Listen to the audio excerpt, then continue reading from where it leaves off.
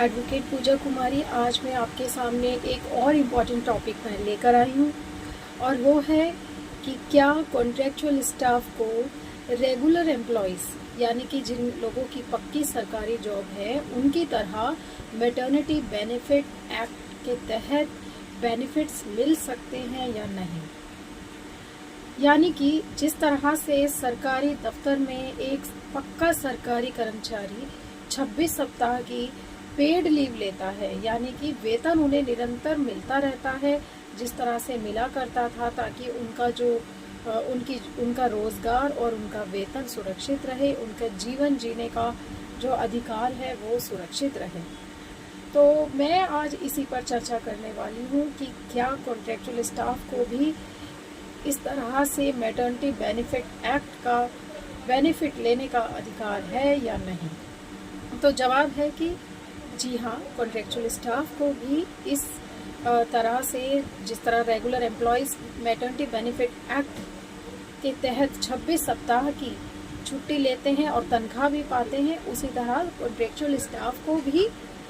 इस तरह का बेनिफिट लेने का पूरा अधिकार है। जिन लोगों का ESIC कार्ड बना हुआ है और वो घबराते हैं कि हम तो कॉन्ट्रैक्चुअल स्टाफ है, तो आप देखेंगे कि मैटरनिटी बेनिफिट एक्ट सेक्शन 50 के साथ में ही नीचे नोट लिखा हुआ है कि ESIC वाले जो एम्प्लॉयज़ हैं उन पर भी ये लागू होता है। इसके अलावा भी आप कहीं पर भी एम्प्लॉयड हैं, कॉन्ट्रैक्चुअल स्टाफ हैं, एडहॉक पर हैं और इस बेनिफिट को अवेल करने की 2 एलिजिबिलिटीज़ हैं। पहला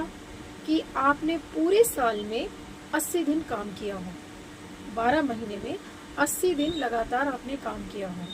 जो गैजेटेड हॉलीडेज हैं हम उनको काउंट नहीं कर रहे हैं क्योंकि उसमें तो ऑफिस बंद ही रहता है, लेकिन जो वर्किंग डेज थे उनमें आपने 80 दिन काम किया हो तो आप इस बेनिफिट को अवेल कर सकते हैं। ये पहली शर्त है। दूसरी शर्त ये है कि आप जहाँ पर काम कर रहे हैं उस इंस्टीट्यूशन में, उस डिपार्टमेंट में, उस ऑर्गेनाइजेशन में 10 से ज़्यादा लोग काम कर रहे हैं, 10 या 10 से ज़्यादा लोग। इन 2 कंडीशंस में आप मैटरनिटी बेनिफिट एक्ट के बेनिफिट्स को अवेल कर सकते हैं। मातृत्व को सुरक्षित रखने के लिए भारत सरकार ने इसे बहुत पहले से ही इस स्कीम को लागू किया हुआ है, लेकिन काफ़ी कॉन्ट्रैक्चुअल स्टाफ इस बारे में नहीं जानते हैं और एम्प्लॉयर उन्हें डरा धमका देते हैं कि आप अपनी जॉब से हाथ धो बैठेंगे। तो मैं आपको बता दूं, राइट टू इक्वालिटी जो आर्टिकल 14 है अंडर कॉन्स्टिट्यूशन ऑफ इंडिया, इसमें आप भी बराबर के हकदार हैं और कानून सबके लिए बराबर है। आप इस एक्ट के तहत देख पाएंगे कि जो भी एम्प्लॉयर इस एक्ट को फॉलो नहीं करता है और बेनिफिट नहीं देते हैं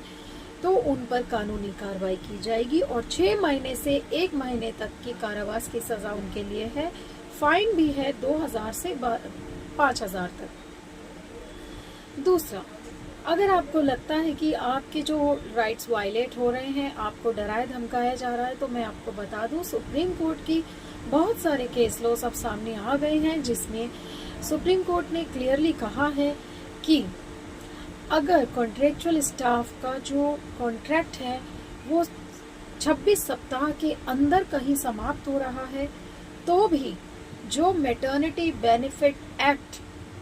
जो के अंदर जो बेनिफिट्स हम एक महिला को, एक गर्भवती महिला को या उस महिला को देते हैं जिसने अभी अभी अपना बच्चा डिलीवर किया है और उसने इसके बेनिफिट्स नहीं लिए हैं,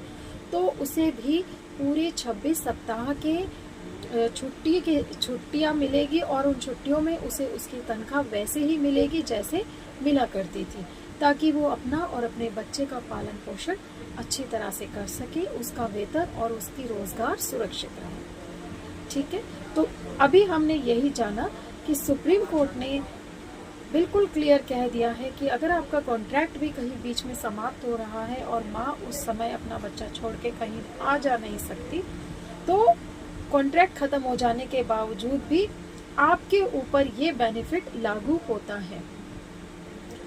तो आज के लिए बस मैं इतना ही कहूँगी कि आप अपना अधिकार जहाँ भी वायलेट होता हुआ देखें, आप एक रिप्रेजेंटेशन दें। और सबसे पहले जब भी आपको लगे कि आपको छुट्टी लेनी है, तो आप like any regular employ you can also write a letter और रिप्रेजेंटेशन टू योर डिपार्टमेंट। आप लिखित रूप में, बाकी जिस तरह से पक्के सरकारी कर्मचारी महिलाएं हैं वो अपना रिप्रेजेंटेशन देती हैं फॉर अप्रूवल, आप भी अपना रिप्रेजेंटेशन दीजिए। अपनी प्रेगनेंसी के डॉक्यूमेंट्स लगाइए, अपनी डिलीवरी, चाइल्ड डिलीवर करने के डॉक्यूमेंट्स लगाइए और अपने डिपार्टमेंट से अप्रोच कीजिए कि वो उसको अप्रूव करें। और अगर वो नहीं करते हैं तो आपके पास अपनी लीगल रेमेडी है, आप उनको लीगल नोटिस दे सकते हैं, आप मदद ले सकते हैं कोर्ट की। और मैं आपको बता दूं, ये आपका अधिकार है और अगर ये वायलेट होता है तो आपको न्याय ज़रूर मिलेगा। इसके आगे मैं आपसे ये कहना चाहूँगी, पहले अपने डिपार्टमेंट को अप्रोच करें like any other regular employ. उसके बाद अगर कोई इस पर कार्रवाई नहीं करता है तो आप बेशक लीगल रेमेडी अवेल कीजिए और आपको न्याय ज़रूर मिलेगा। और मैं आशा करती हूँ कि जो भी लोग मेरी वीडियो देख रहे हैं आपस में एक दूसरे के साथ इस नॉलेज को साझा करें, इस बात को सभी को बताएं, क्योंकि बहुत से लोग डर की वजह से